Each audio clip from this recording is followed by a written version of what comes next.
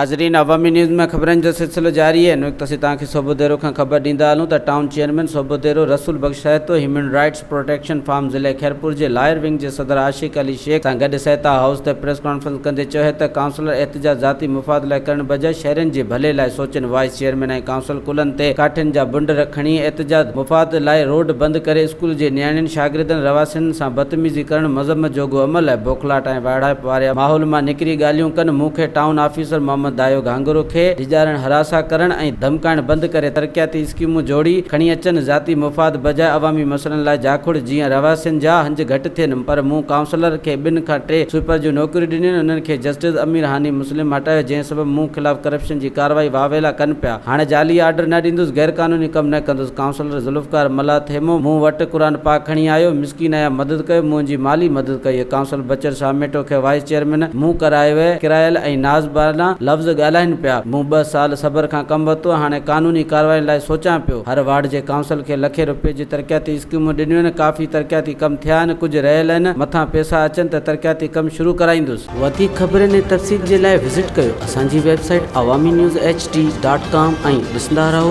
Awami news HD।